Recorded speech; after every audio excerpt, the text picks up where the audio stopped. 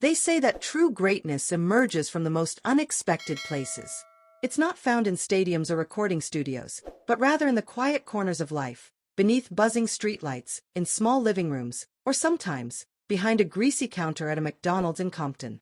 This narrative doesn't start with awards or accolades. It starts with a young boy named Kendrick, waiting in line at a fast food restaurant, hungry, not just for a meal, but for a life that felt larger than what the world seemed to offer.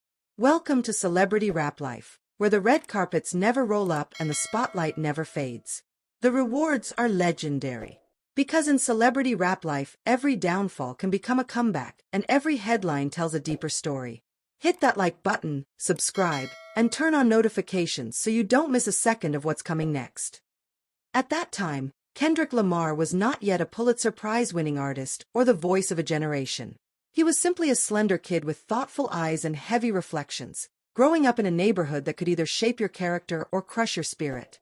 His mother worked tirelessly at a local McDonald's, often taking on double shifts just to make ends meet. While the job wasn't glamorous, it provided stability, ensuring that Kendrick and his siblings had food, clothing, and a sense of security. To outsiders, the restaurant was nothing remarkable. Its signs were faded, the fluorescent lights flickered, and the linoleum floors were chipped. But for Kendrick, it felt like a second home. It was where his mother wiped the sweat from her brow while still managing to greet customers with warmth. It was where he would sit in a corner doing homework, the scent of fries and cooking oil clinging to his clothes.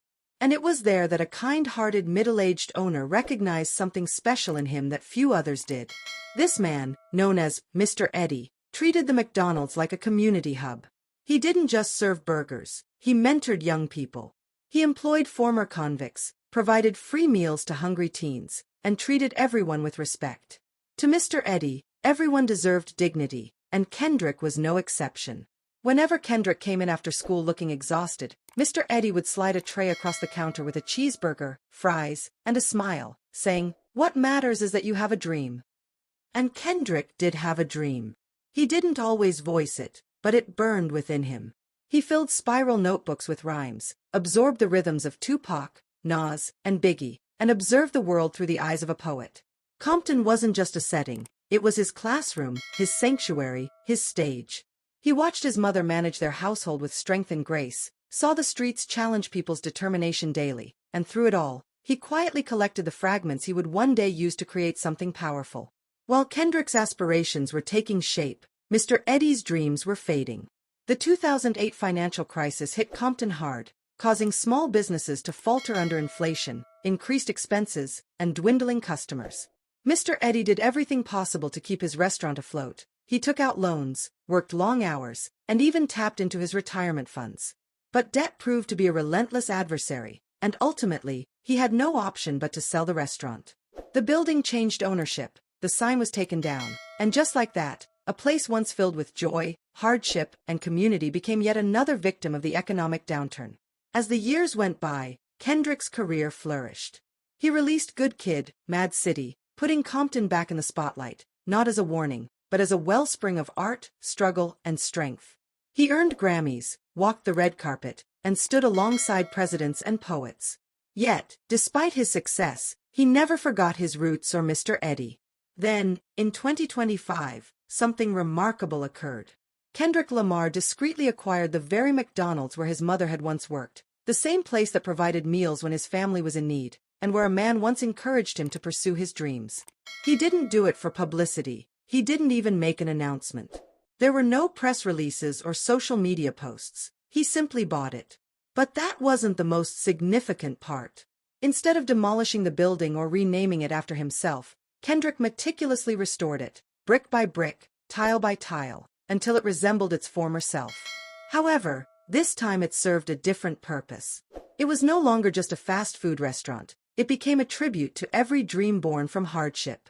He reopened it as a non-profit community center, providing free meals, job training, and mentorship for underserved youth. And at the heart of it all was Mr. Eddie. When Kendrick learned that he had lost everything, he acted quickly.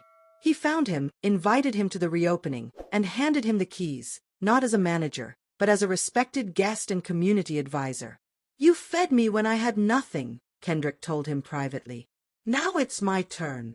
Mr. Eddie was said to have cried, Not because of the building or the plaque Kendrick had placed at the entrance that read, "Dedicated to the dreamers who never stopped believing," but because of the profound, full-circle moment.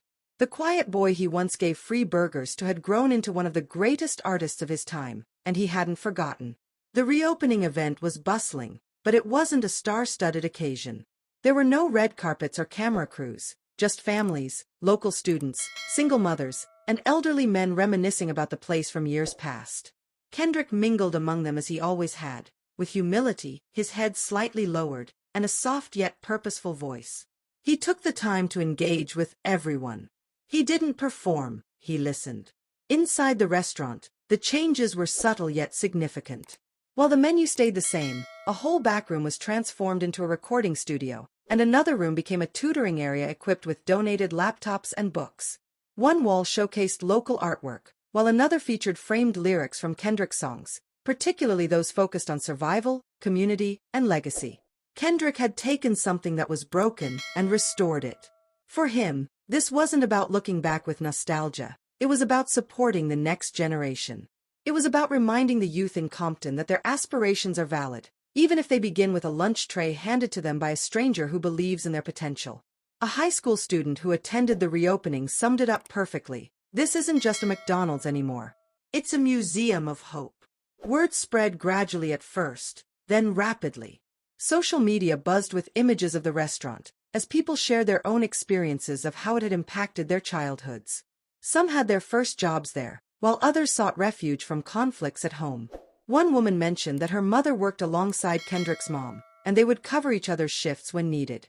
It was more than just a fast food restaurant. It was woven into their shared memories. What made this moment so poignant wasn't just the generosity, it was the symbolism.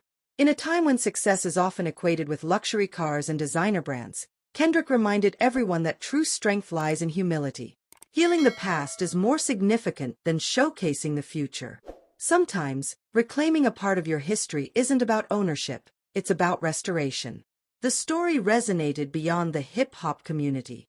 News outlets reported on it, educators began using it in classrooms to discuss giving back, and community organizers highlighted it as a model for reinvesting in neighborhoods rather than abandoning them.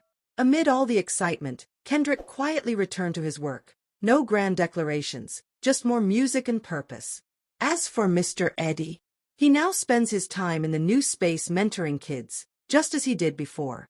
The roles have shifted, with Kendrick now supporting the very boy he once guided. Yet the mission remains unchanged: kindness, vision, legacy. This story isn't merely about a celebrity's charitable act. It's about remembering your roots. It's about honoring those who helped you when no one else would. It's about demonstrating to a new generation that success doesn't mean leaving behind your past. It means coming back to it. It means reflecting on it not with shame, but with respect and love. Because sometimes, a cheeseburger and a kind word can change the world. And in Kendrick Lamar's case, they certainly did. This story is far from over, and the truth is still unfolding. I want to hear what you think. Drop your take in the comments. And if you don't want to miss the next twist, hit that like button, subscribe, and turn on notifications so you don't miss a second of what's coming next.